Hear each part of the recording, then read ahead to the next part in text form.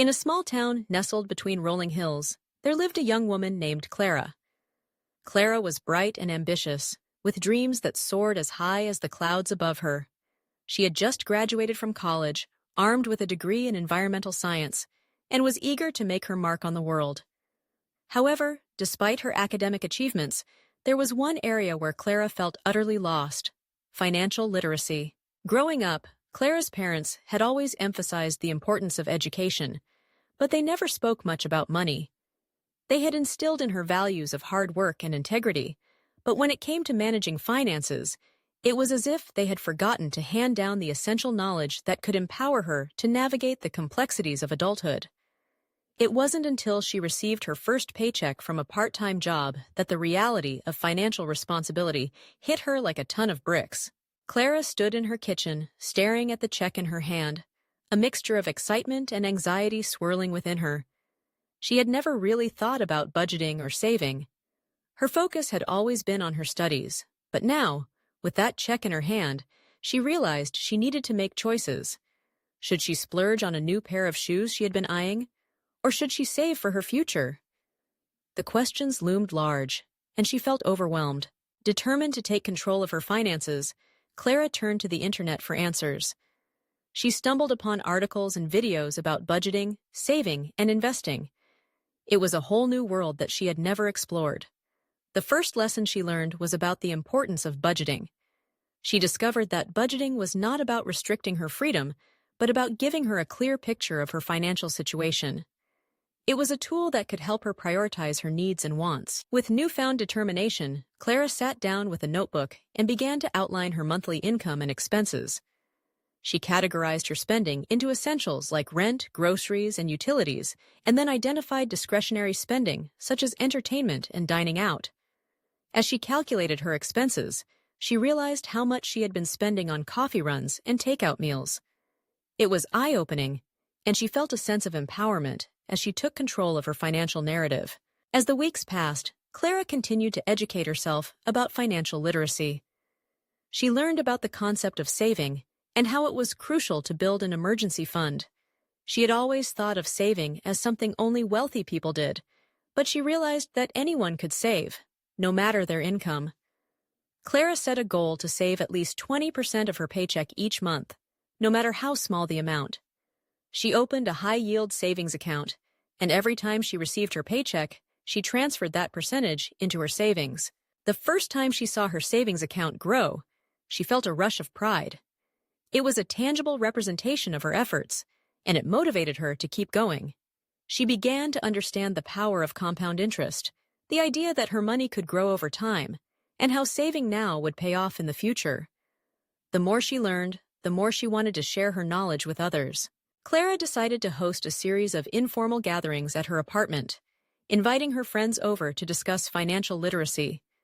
She wanted to create a space where they could learn together, share their experiences, and support one another. The first gathering was small, just a handful of friends, but the energy was palpable. They laughed, shared stories, and engaged in discussions about their financial struggles and triumphs. During one of these gatherings, Clara introduced the concept of investing. She explained how investing was not just for the wealthy, it was a way for anyone to grow their wealth over time. They discussed the stock market, mutual funds, and the importance of diversification. Clara emphasized the idea that investing was a long-term strategy and that it was essential to start early. She shared her own plans to invest in a low-cost index fund, and her friends listened intently, eager to learn more. As the months went by, Clara's gatherings grew in popularity. Friends brought friends, and soon the small group blossomed into a community of individuals eager to learn about financial management. They discussed topics ranging from credit scores to student loans, and Clara found herself in a position of leadership, guiding discussions and sharing resources. It was fulfilling to see her friends gain confidence in their financial knowledge, and she felt a sense of purpose in helping others. One evening, amidst laughter and discussions, Clara noticed a friend named Mia sitting quietly in the corner. Mia had always been shy, and Clara could sense that she was struggling with her finances. After the gathering, Clara approached her and asked if she wanted to talk. Mia opened up about her anxiety regarding student loans and her fear of never being able to pay them off. Clara listened empathetically and shared her own experiences with student debt. She explained the importance of understanding interest rates and repayment plans, and together they crafted a plan for Mia to tackle her loans. Mia's eyes lit up as they discussed strategies for managing her debt. Clara encouraged her to explore income-driven repayment plans and to consider refinancing options. They set small, achievable goals, and Mia left that evening feeling lighter, armed with knowledge and a plan. It was moments like these that fueled Clara's passion for financial literacy. She realized that knowledge was not just power, it was a lifeline for those navigating the often murky waters of money management. As Clara's understanding of finances deepened, she began to explore the concept of financial independence. She learned about the FIRE movement, financial independence, retire early, and the principles behind it. The idea of living frugally, saving aggressively, and investing wisely resonated with her. She started to envision a future where she could pursue her passions without the constraints of financial worry. Clara began to adopt a more minimalist lifestyle, focusing on experiences rather than material possessions. She found joy in cooking at home, exploring nature, and spending quality time with friends. The more she embraced this lifestyle, the more she realized that financial freedom was not just about having money, it was about having choices. One day, while hiking in the hills surrounding her town, Clara reflected on her journey. She thought about how far she had come since that first paycheck, how she had transformed her relationship with money from one of fear to one of empowerment. She felt a sense of gratitude for the knowledge she had gained and the community she had built.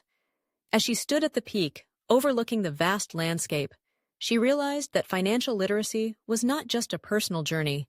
It was a collective one. Determined to make a broader impact, Clara decided to create a financial literacy workshop for her community.